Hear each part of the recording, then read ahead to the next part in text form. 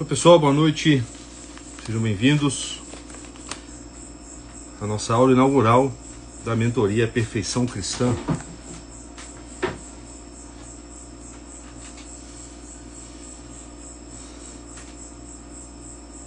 Boa noite, Lúcia. Como é que você tá? Tá sumida, né? Boa noite, Rafaela, Michel, Rodrigo, Gabriel, Lucas, sejam todos bem-vindos. Obrigado pela presença.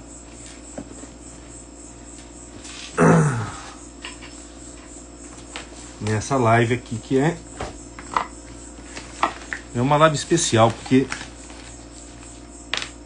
a gente vai lançar aí uma mentoria, uma espécie de curso que o pessoal sempre pediu muito.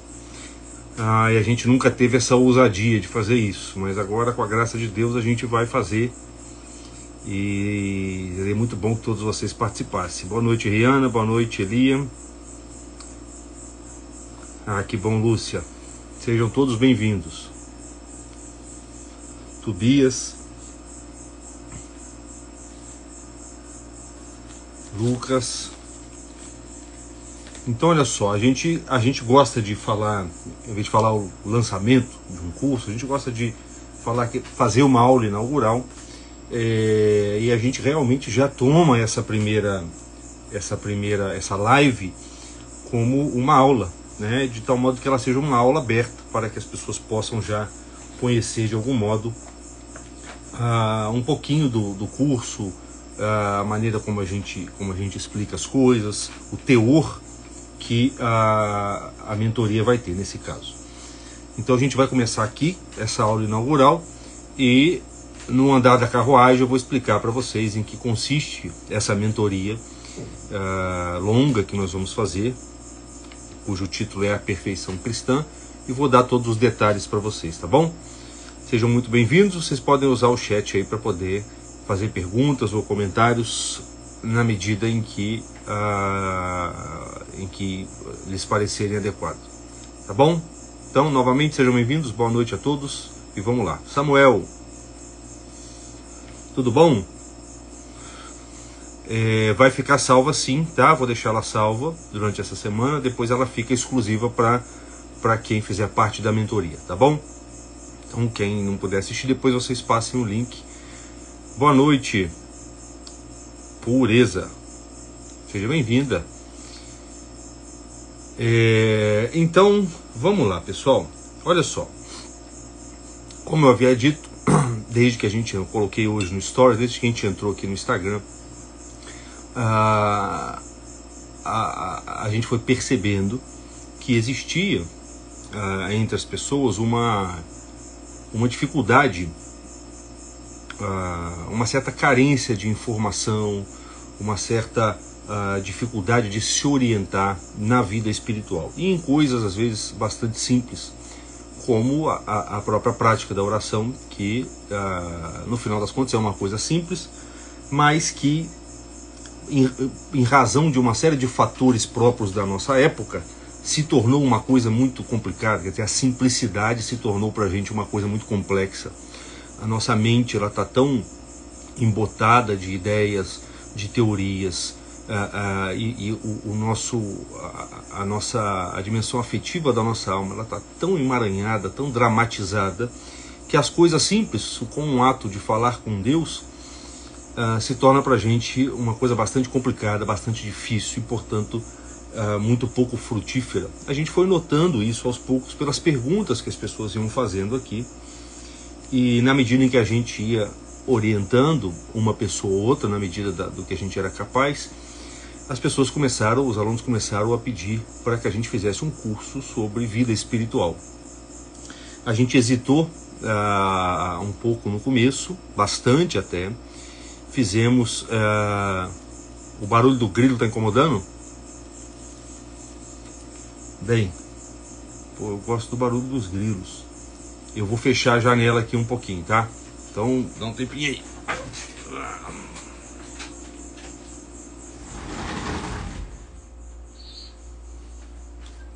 Os grilos também têm direito, pô. Melhorou? Acho que sim, né? Aqui deu uma diminuída.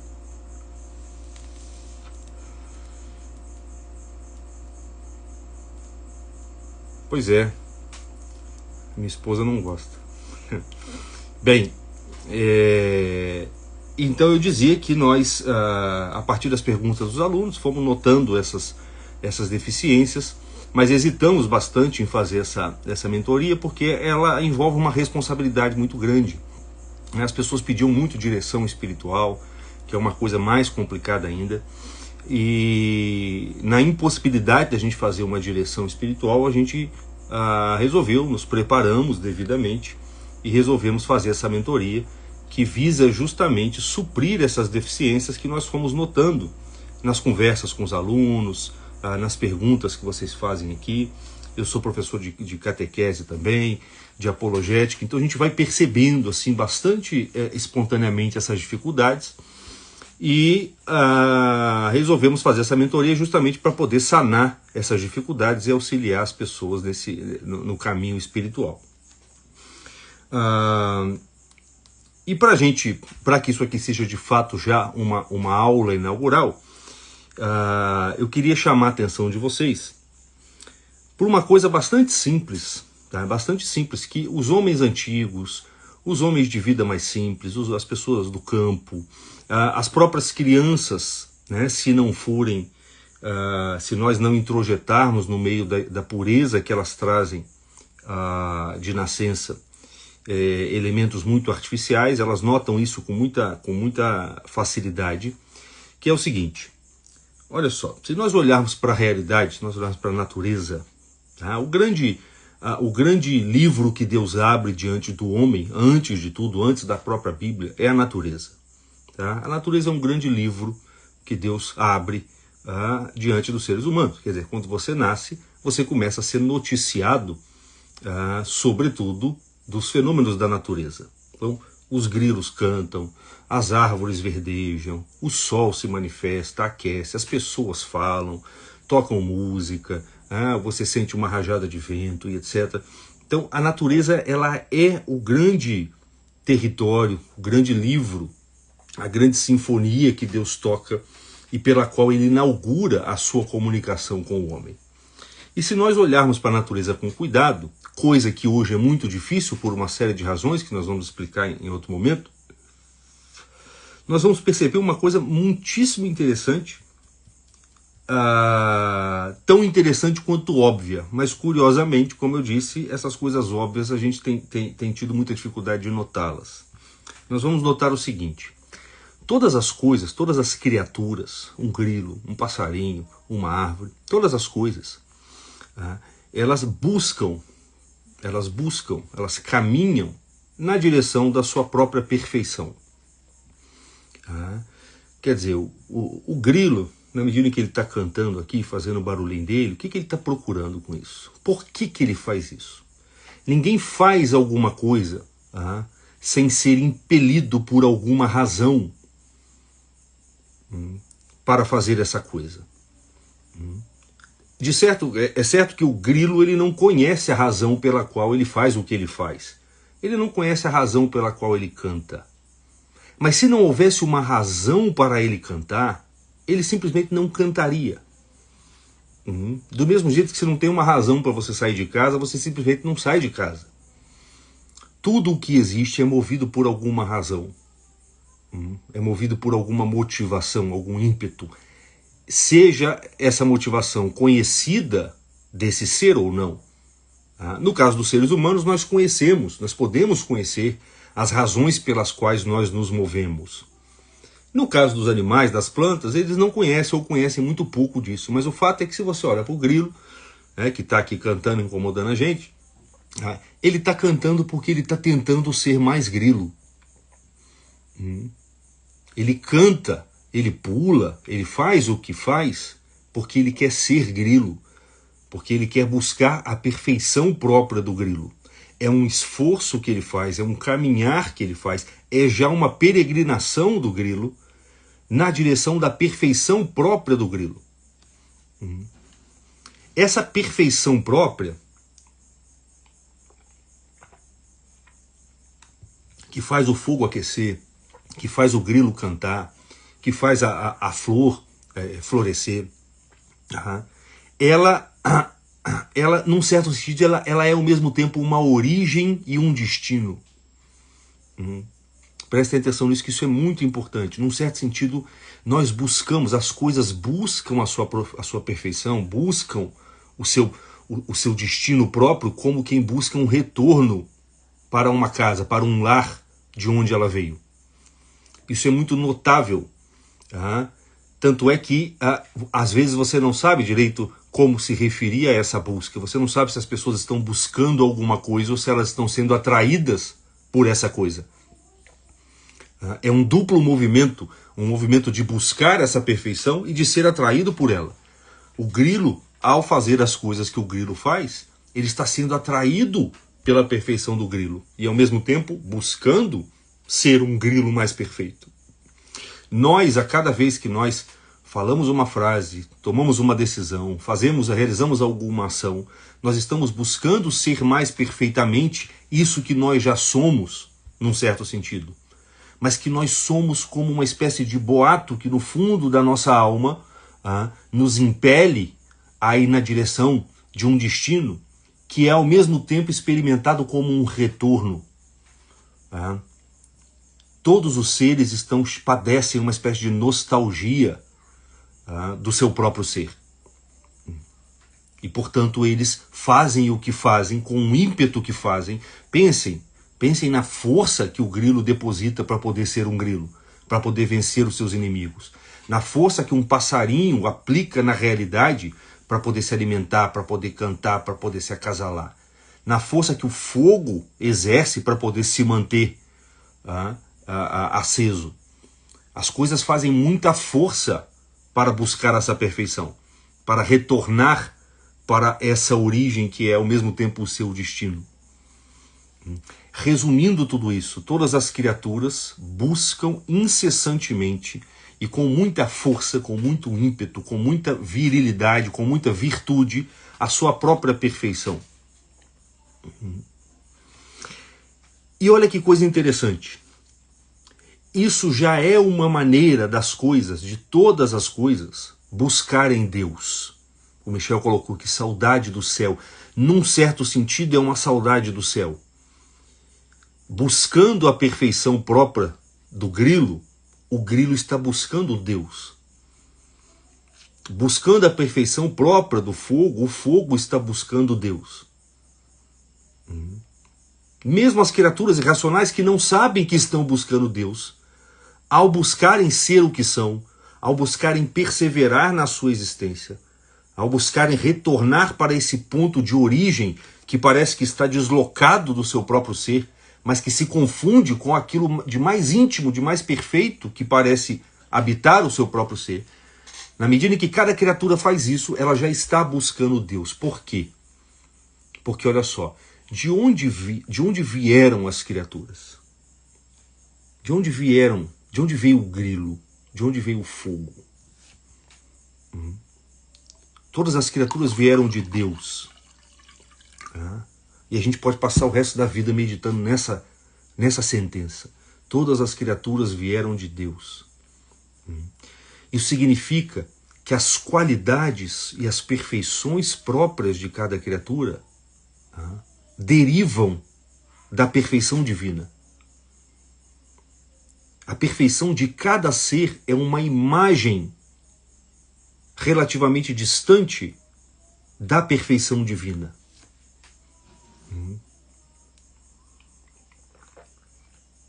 Não poderia ser de outra maneira. Porque olha só, a perfeição de uma coisa é aquilo que aquela coisa tem de bom. E ela só busca perseverar na sua própria existência porque ela experimenta que é bom ser grilo, que é bom ser uma flor, que é bom ser um fogo, que é bom ser um ser humano. E por isso nós buscamos e aplicamos uma força tremenda para tentar ser cada vez mais aquilo que nós somos. E tudo o que é bom deriva de Deus, que é o bem absoluto, que é o bom absoluto. De modo que cada perfeição que define o panorama, a vida, as qualidades os movimentos, as cores de cada uma das criaturas, tá, deriva da perfeição infinita de Deus. É uma imagem, imagem quer dizer, é como uma fotografia, é como a perfeição divina numa determinada escala. Como se Deus falasse assim, e se eu fosse um bichinho e nesse bichinho quisesse manifestar a minha humildade? Eu seria um coelhinho. E se eu fosse um bicho e nesse bicho eu quisesse manifestar a minha força? Eu sou um cavalo. E se eu fosse um bicho e nesse bicho, nessa escala animal, eu quisesse, sei lá, manifestar a minha majestade? É o leão.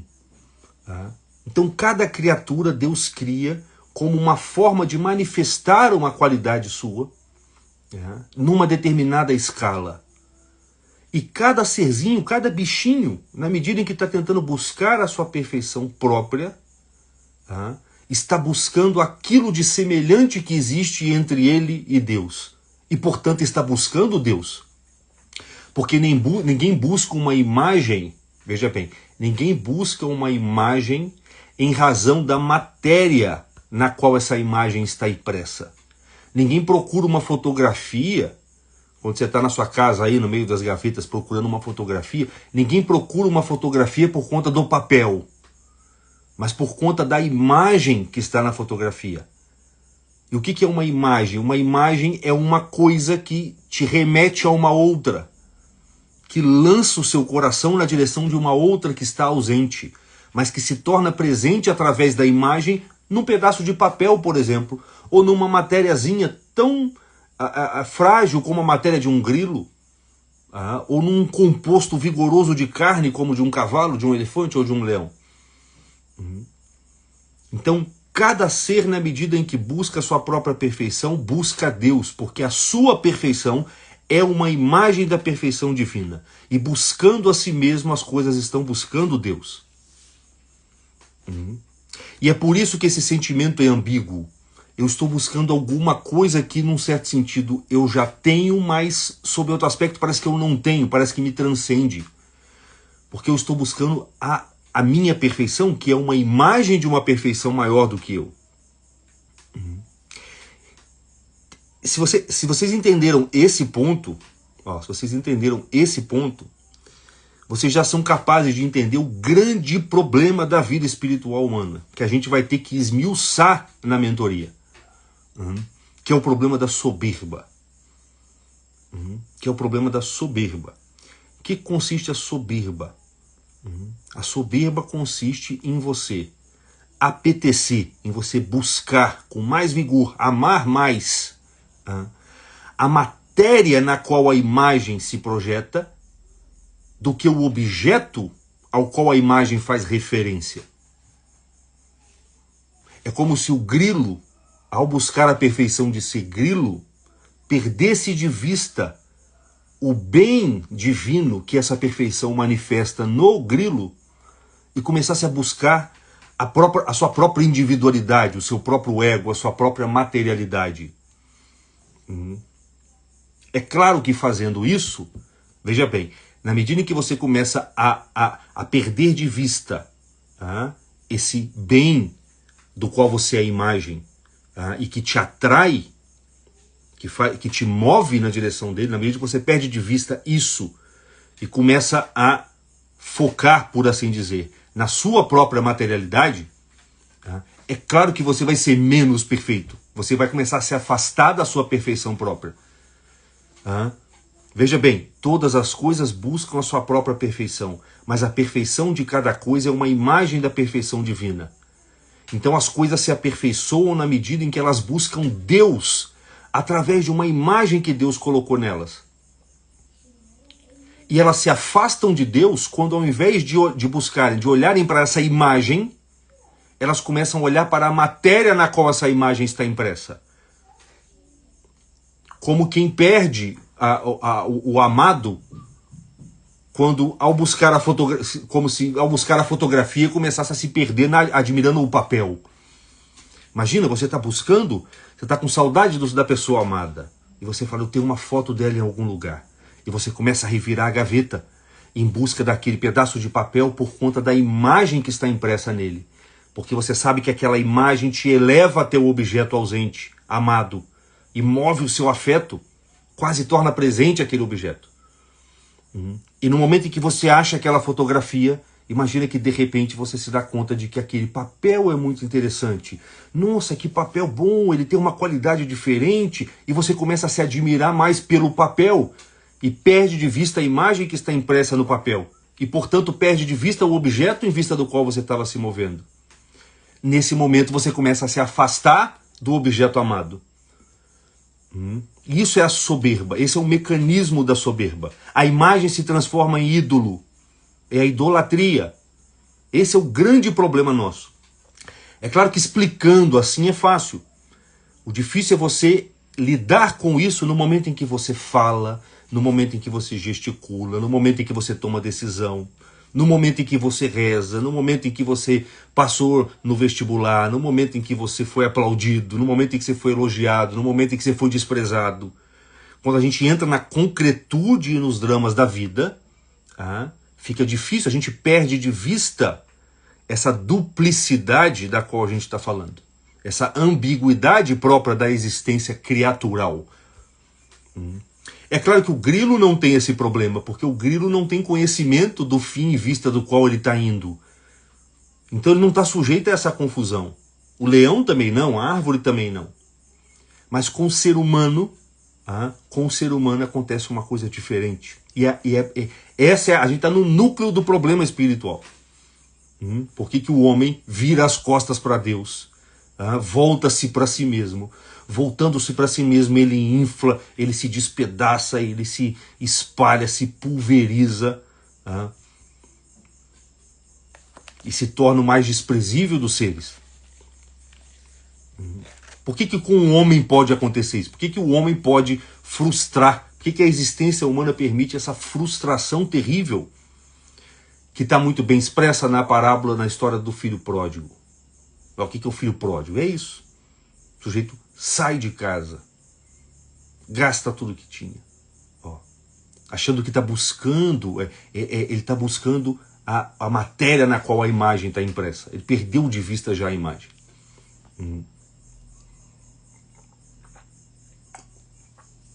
Então veja que todo ser busca a sua perfeição. A perfeição do grilo, sei lá, é grilar por aí. A perfeição da flor é florescer. A perfeição do fogo é aquecer, iluminar. Qual é a perfeição do ser humano? O que é isso que nós estamos buscando incessantemente, todos os dias, quando nós fazemos cada uma das coisas que nós fazemos? É claro que nós sabemos muito bem, quando eu lavo a louça é porque eu quero uma cozinha limpa. Quando eu faço almoço é porque eu quero me alimentar. Quando eu vou no hospital, vou na farmácia, é porque eu quero saúde. Quando eu vou à missa, é porque eu quero, sei lá, ir para o céu. É claro que nós sabemos para que nós fazemos as coisas. Mas olha só, cada uma dessas razões pelas quais nós fazemos as coisas, essas razões conhecidas pelas quais nós fazemos as coisas, cada uma dessas razões,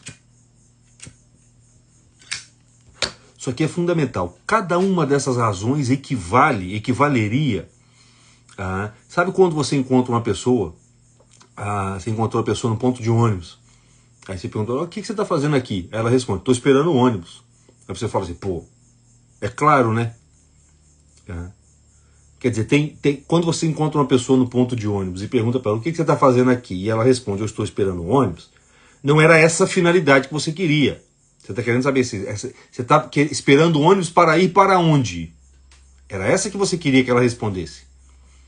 Percebe que tem uma diferença? Que uma finalidade se escalona sobre outra.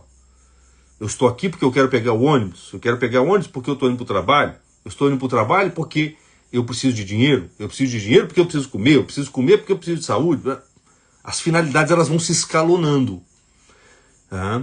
E quando alguém te responde uma pergunta sobre o que você está fazendo aqui, com uma finalidade muito próxima, muito próxima, tipo, o que você está fazendo aqui no ponto de ônibus? Eu estou esperando o ônibus. O que você responde? É claro, pô, não é isso que eu quero saber. Então a finalidade muito próxima, ela não responde a pergunta que você tem a respeito da finalidade. Olha só, num certo sentido, todas as razões as razões práticas pelas quais nós fazemos as coisas no dia a dia, elas equivalem a respostas desse tipo. Eu estou aqui porque eu vou pegar o ônibus. Porque no fundo, tá? Tem que existir uma finalidade última para que seja capaz de mover todas as outras ações que você faz. Você pensa, se a pessoa fala, ó, eu estou aqui para pegar o ônibus para ir trabalhar, e trabalhar para ganhar dinheiro para comer para ter saúde para poder brincar, sei lá. Uma hora tem que parar numa finalidade última. Uma hora tem que parar, porque se não parasse, isso equivaleria ao infinito. Se a pessoa, então para que você saiu de casa, pô? Se nunca para, se não tem uma finalidade última. Só que essa finalidade última ela é muito distante e muitas vezes nós não nos damos conta dela. Quando nós nos damos conta dela, nós nos damos conta dela de uma maneira confusa e genérica e nós a chamamos pelo nome de felicidade. Eu estou aqui porque eu quero pegar o ônibus, porque eu quero trabalhar, porque eu quero ganhar dinheiro, porque eu quero ser feliz, pô. Porque eu quero ser feliz. Aí acabou, ó. Porque eu quero ser feliz. Então a felicidade é a palavra que na nossa mente, confusamente, nomeia esse destino último, essa perfeição última da vida humana.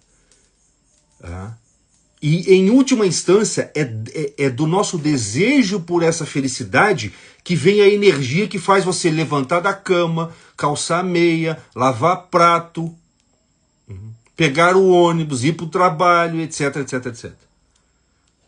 Cada uma das coisas, por mais corriqueiras que sejam, cada uma das coisas que você faz movido por essa energia que está te dirigindo lá para esse negócio chamado de felicidade, lá no final.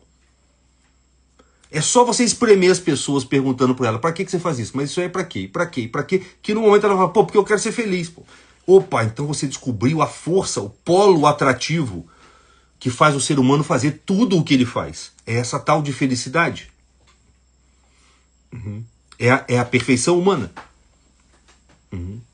É aquela imagem, é a perfeição humana, é a imagem de Deus no homem. E é isso que nós estamos buscando quando nós fazemos qualquer coisa. Só que nós não temos consciência de que é isso que nós estamos buscando. Quer dizer, quando você está lavando o prato, você não está pensando na sua felicidade. Pelo contrário, você está pensando que aquilo ali te impede, que aquilo é um desastre, que aquilo ali é ruim.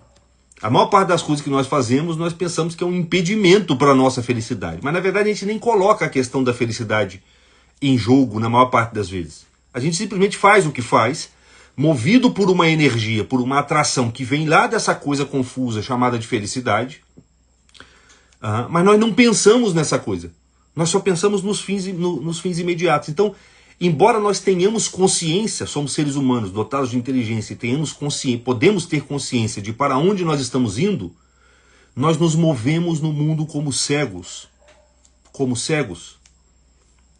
mancos, cegos e mancos, porque não vemos para onde estamos indo, só vemos assim a coisa imediata, como um cego com um pedacinho com aquele instrumento que ele usa para poder tatear. E somos mancos, porque como não vemos direito, a gente tropeça, a gente erra o caminho, a gente cai, a gente se machuca. É daí que vem a desgraça da vida humana, a ignorância, sofrimento. Ó.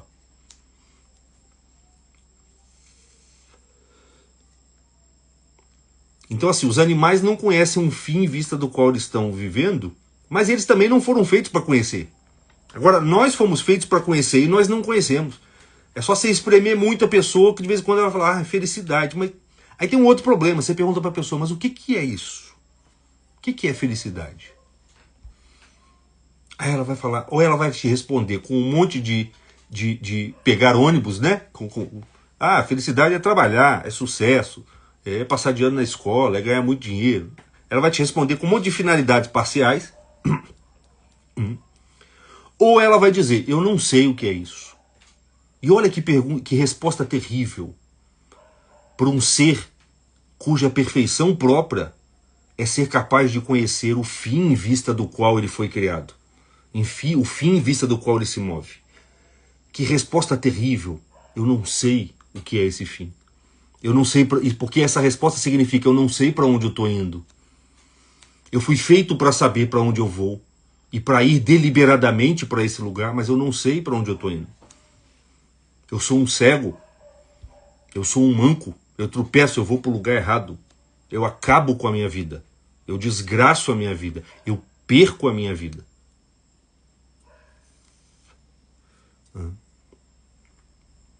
Então, a perfeição própria do ser humano, tá, é a inteligência, é conhecer as coisas, é conhecer a razão da sua própria vida, a razão das coisas.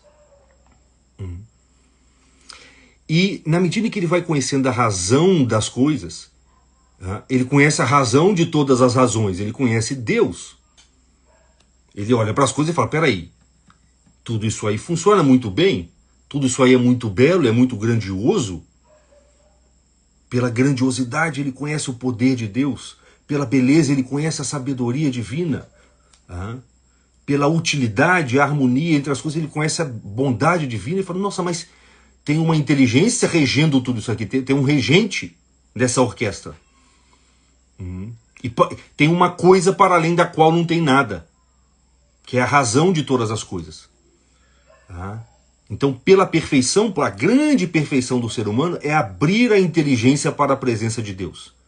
E ele faz isso na medida em que ele vai percebendo a razão das coisas, até chegar nessa razão última. Isso significa, olha que coisa, isso significa que enquanto os outros seres, na medida, como a gente explicou, na medida em que eles estão buscando a sua própria perfeição, estão já buscando Deus, mas indiretamente, porque o grilo busca Deus querendo ser grilo, na imagem de grilo dele, que é uma semelhança de alguma perfeição divina. Nós, seres humanos, ao fazer o que fazemos, buscamos Deus, ou podemos buscar Deus diretamente. Porque se você exerce aquela ferramenta que é a sua perfeição própria, que é a inteligência, que é aquilo de mais genuíno, de mais humano que tem em você, você entende o último dos objetos, o último dos sujeitos, a última das coisas, olha. O teto do mundo, ou o abismo luminoso do mundo. Você entende isso. Você fala, caramba, eu entendi que existe um Deus. E que todas as... Por mais que ele esteja muito distante, muito abstrato, muito confuso na minha mente, eu consigo entender que todas as coisas boas estão contidas nele. E que ele então deve ser muito bom. Ele é a fonte de tudo. E a fonte é muito melhor do que as coisas que dela derivam. Então o homem ele busca Deus diretamente. Porque a própria perfeição humana consiste em conhecer Deus. Consiste em conhecer Deus. E o que é conhecer? Vamos avançar mais um pouquinho aqui. Ó. O que é conhecer uma coisa? Conhecer uma coisa, num certo sentido, é se identificar com ela. Não se identificar substancialmente. Quando eu conheço uma pessoa, eu não me torno essa pessoa. Mas espiritualmente eu me identifico com ela. Porque quando você conhece uma coisa, aquela coisa, o ser daquela coisa passou para dentro da sua alma. Onde que acontece o conhecimento? O conhecimento não acontece na coisa conhecida. O conhecimento acontece na sua alma. E vocês já tiveram a experiência de conhecer muito bem alguma coisa. Qual a expressão que a gente usa? Você toma posse daquela coisa, você compreende aquela coisa. Ó. Eu conheço ela como a palma da minha mão. Isso é ser um ser espiritual. A inteligência é o espírito. E ser espiritual é ser capaz de conter as coisas dentro do seu espírito. É por isso que se diz que uma alma humana vale mais do que o mundo inteiro. Ó. E por isso que perder uma alma humana é uma coisa muito séria. Por isso que educar o filho é uma coisa muito séria, porque é uma alma humana. É uma coisinha invisível que é capaz de, que transcende o mundo inteiro, que é capaz de conter o mundo inteiro. E que é capaz, inclusive, de receber Deus. É isso que os primeiros cristãos chamavam de divinização, de teoses, que a gente chamaria hoje de santificação. Isso que você é, essa inteligência, esse espírito que você é, o seu espírito é uma capacidade que você tem de receber todas as coisas, de receber Deus, inclusive. E é isso que você está buscando. É isso que está por trás daquela palavra confusa, felicidade. É por isso que diante de cada coisa que você busca no mundo, fica um vazio, fica um vácuo. Já perceberam isso? Cada coisa que você adquire, por mais que ela te dê uma sensação de plenitude no primeiro momento, imediatamente se segue o tédio, se segue um vazio. Porque a sua alma, ela é maior do que todas as coisas.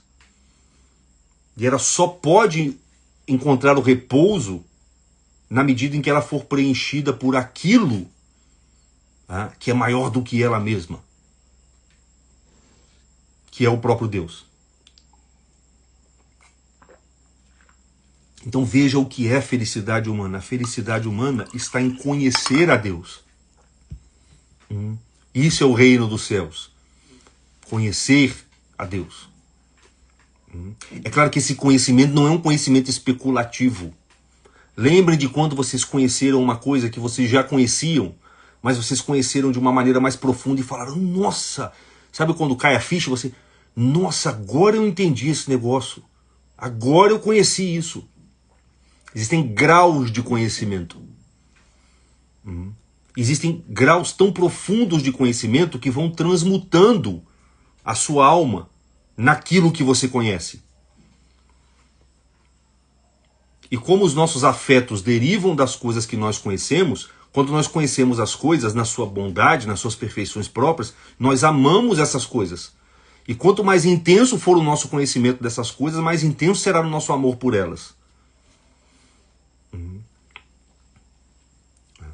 Só que, e aí está o grande problema, isso tudo tem que ser feito por você deliberadamente. Você não é um animalzinho movido pelo instinto. Pelo próprio fato de você ser um ser espiritual, cuja finalidade e perfeição está em receber Deus no seu espírito, conter Deus, encerrar Deus no seu espírito, poeticamente falando, como falavam os santos padres, né? Isso que a gente está falando aqui é a visão beatífica, tá? A visão beatífica consiste no próprio Deus informar o seu espírito. Imagine que o seu espírito é uma massa invisível e Deus vem assim e modela essa massa com a forma dele.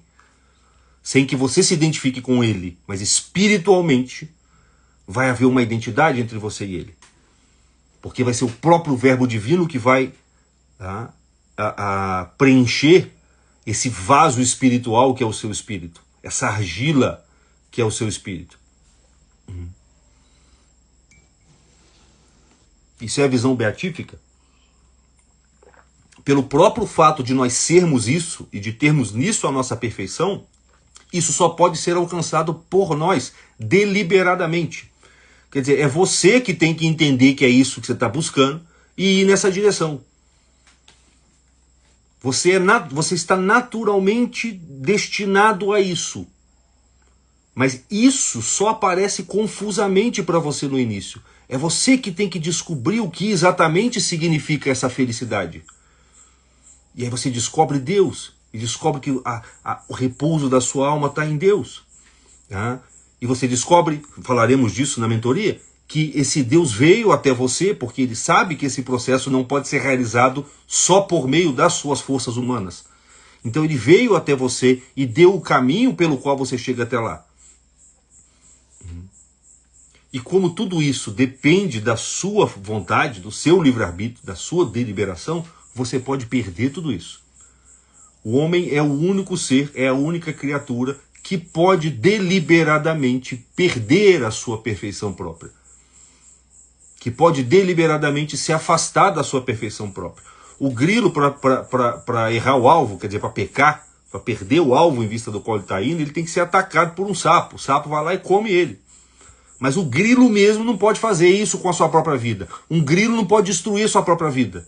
Nós podemos acabar com a nossa própria vida. E nós acabamos com a nossa própria vida. Eu tenho certeza que cada um de vocês, se pratica minimamente a vida espiritual, todo dia de noite, quando vai rezar, fala: meu Deus, o que eu estou fazendo com a minha vida? Me impede de acabar com a minha vida. Não me deixa sozinho, porque a minha vida na minha própria mão, ela vai para o abismo. Eu vou me perder. Nós sabemos, e é daí que vem o temor a Deus. Ó. O temor a Deus inicial vem quando você começa a se dar conta desse negócio. Caramba, eu posso destruir a minha vida.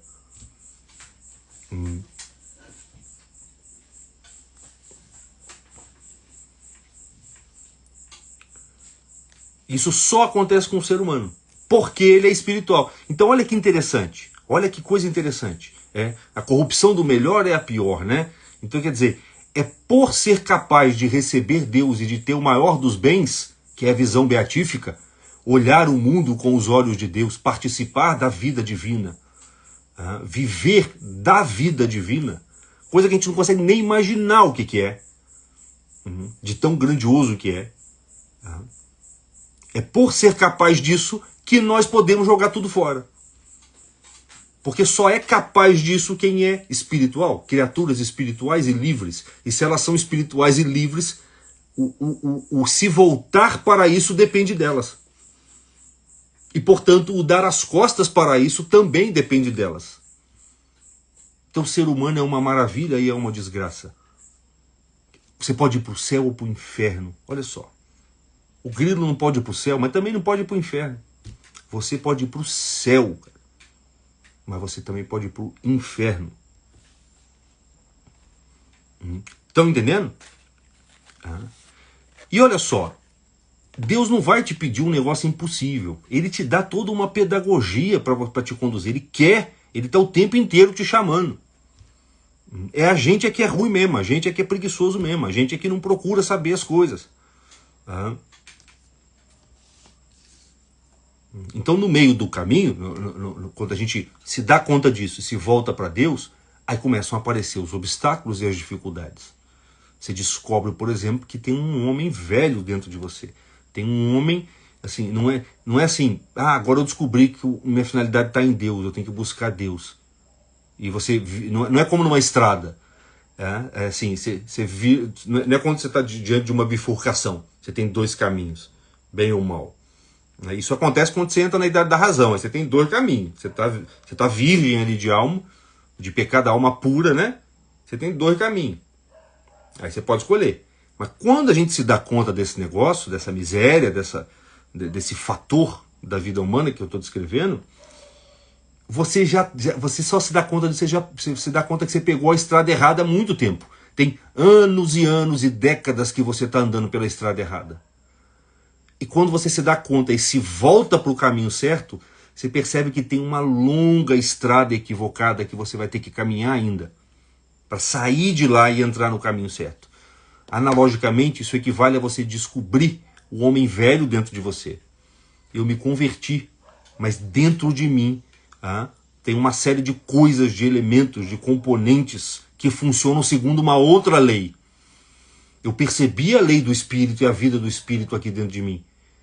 Mas eu experimento em mim duas leis, como diz São Paulo. Tem a lei da carne.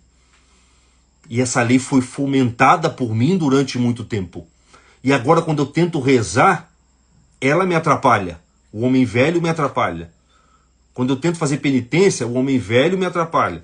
Quando eu tento estudar, meditar, ele me atrapalha. Quando eu tento prestar atenção numa aula, ele me atrapalha. Quando eu quero ir à missa, ele me atrapalha. Porque o primeiro obstáculo para ir à missa, eu abraço aquele obstáculo com alegria. Não é assim? Primeira coisa que aparecer entre você e a oração, a primeira coisa que aparecer, pode ser um prato para lavar. Você vai lavar o prato. Não é assim que funciona? Esses são os obstáculos da vida espiritual. E para compreender muito bem esses obstáculos, nós temos que compreender muito bem essa estrutura da qual eu falei. Nós temos que identificar dentro de nós o que nós somos, a perfeição em direção ao qual nós estamos buscando, nós estamos caminhando naturalmente, e começar a caminhar deliberadamente para lá. É daí que a gente vai tirar força, tá, para poder vencer esses obstáculos. E precisaremos também compreender esses obstáculos. Tá? Compreender por que eu não consigo fazer jejum direito. Por que quando eu vou rezar não acontece nada? Até que ponto isso é normal, até que ponto isso não é normal? Como é que eu vou discernir aqui? Tá? E às vezes eu vou rezar, eu choro. Até que ponto isso é graça divina, até que ponto isso é frescura minha ou sugestão demoníaca, coisa do demônio para atrapalhar minha vida? E quando eu pego um texto da Bíblia para meditar, eu não consigo, parece uma parede. Parece que eu estou andando, batendo numa parede, não sai nada dali. Como é que eu faço? Porque Deus não me pede uma coisa impossível. Nós temos que lembrar que além do pecado original, são muitos anos e muitos séculos, tá, de ideias equivocadas, de descrições equivocadas do mundo. Nós acreditamos em Deus mentalmente. E é assim, no começo da vida espiritual, Deus aparece para você como um som, ó, Deus.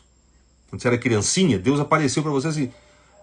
Primeiro ele apareceu nas coisas, tá? Na perfeição própria das coisas. É o leite da mamãe, é o abraço da mamãe, etc. Isso já é Deus aparecendo para você nas semelhanças que ele tem, que ele coloca nas criaturas. Depois ele aparece como um som, Deus. Papai do céu. Tá? Daqui a pouco ele se torna um conceito. Tá? E no geral a gente para aí. No geral Deus só se manifesta para nós, a nossa relação com Deus para num conceito mental que nós temos de Deus. E o que acontece? É por isso que o Padre Pio falava, em vida espiritual quem não avança retrocede. Se você para nessa compreensão mental de Deus, se você ainda não percebeu o Deus vivo, se você para nessa compreensão mental de Deus, uma compreensão mental é vazia. É um conceito vazio. Todo conceito vazio fica pedindo preenchimento, ele quer vida. Sabe quando o professor dá uma explicação muito abstrata, o que você pergunta para ele? O professor dá um exemplo. Quer dizer, preenche esse conceito abstrato com cores, com luz, com som, com histórias, para ficar vivo. Senão eu não consigo entender. Se a sua imagem de Deus, só que Deus é invisível, então não tem como preencher ele de cor, de figurinha. Então se a sua imagem de Deus, tá, ela é uma imagem puramente conceitual, e você fica ali retido naquilo ali, não avança, o que vai acontecer? Naturalmente você vai começar a preencher essa imagem com os seus afetos sensíveis, com os seus caprichos, com as suas idiosincrasias, com os seus apegos pelas coisas mundanas. Daqui a pouco você está adorando um Deus criado por você mesmo, que no fundo é você mesmo. É daí que vem aquelas devoções bobocas, sabe? Aquelas afetações espirituais, tá? Que não tem nada a ver com aquilo que os grandes santos falam. A vida dos santos era muito séria, era muito urgente. Tá? O santo, tudo bem, na época não tinha celular, Instagram, mas o santo não fica postando fotinha, não fica postando bobeira, não tem essa vida de bibelô que a gente tem hoje. Pô. Porque os caras experimentavam a urgência da vida. E essa urgência ela é muito boa. Hoje nós fomos educados para acreditar que tudo aquilo que é sério e grave é ruim, é penoso. Não, o que é sério e grave tem uma alegria mais profunda e correspondente. Pô. Por isso que esses caras eram os mais felizes, os mais alegres, os mais pacificados interiormente.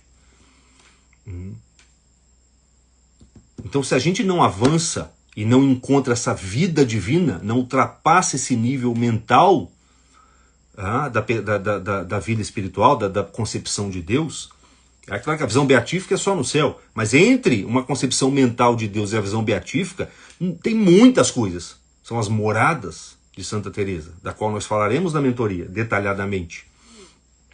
Se a gente não ultrapassa isso, ocorre um processo de inversão.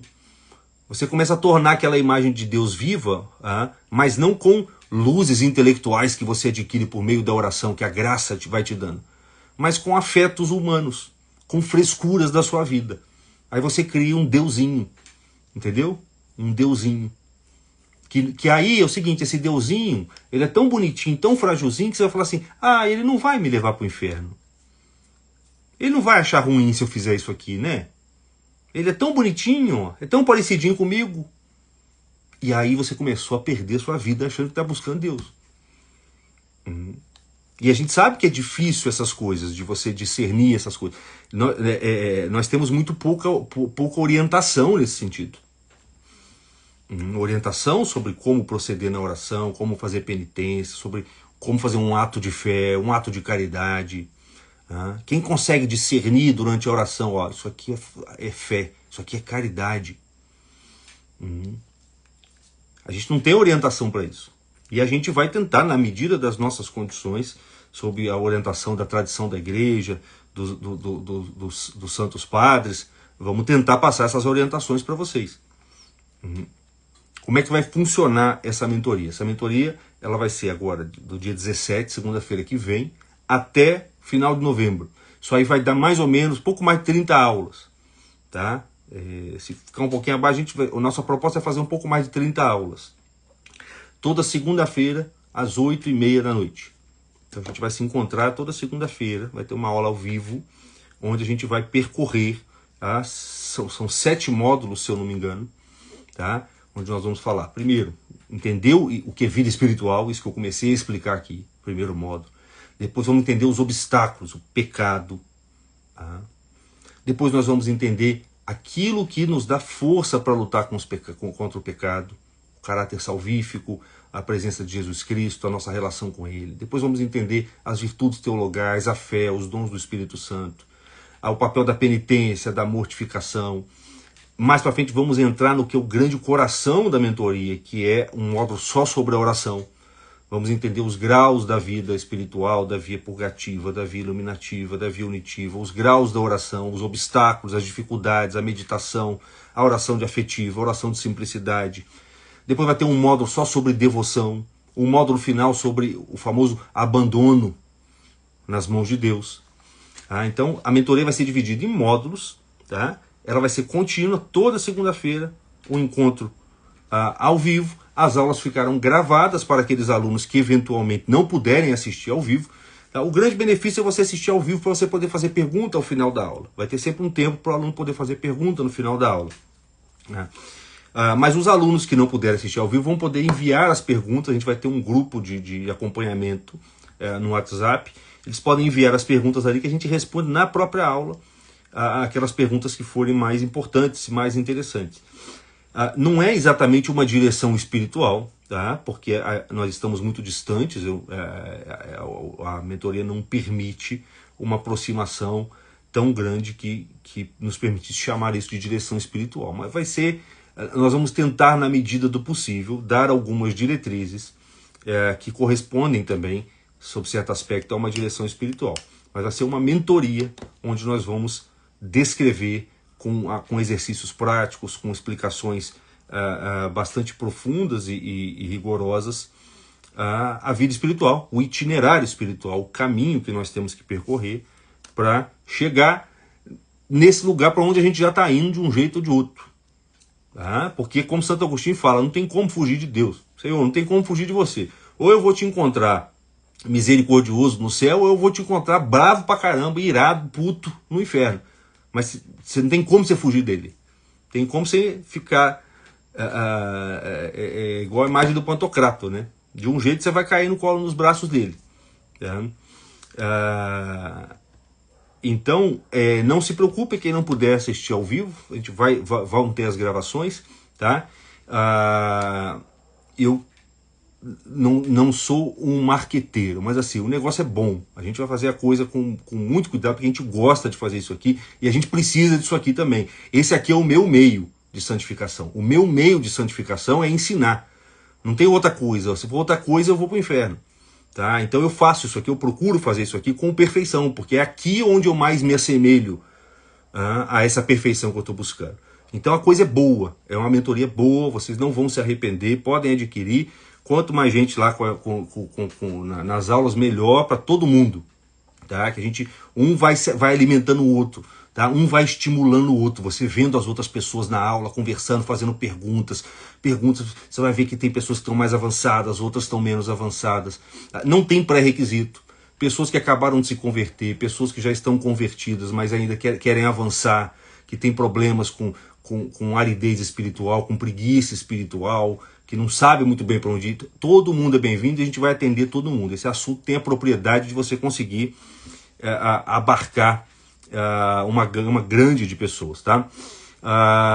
Tem quem está lá no grupo da mentoria, no WhatsApp, tem um cupom especial lá que vai ter um desconto para poder adquirir a mentoria. Os 10 primeiros a comprarem, a gente vai fazer o seguinte: a gente vai dar um bônus que vai ser uma aula particular, uma mentoria individual comigo. Tá? Então aqueles 10 primeiros que comprarem, a gente vai marcar ao longo desse período da mentoria, tá? Por uma questão de dinâmica, né? Nós vamos marcar um encontro particular com esses 10 primeiros alunos a comprar, onde a gente vai poder fazer um refinamento mais cirúrgico, porque vai ser só eu e cada um desses 10 alunos, tá?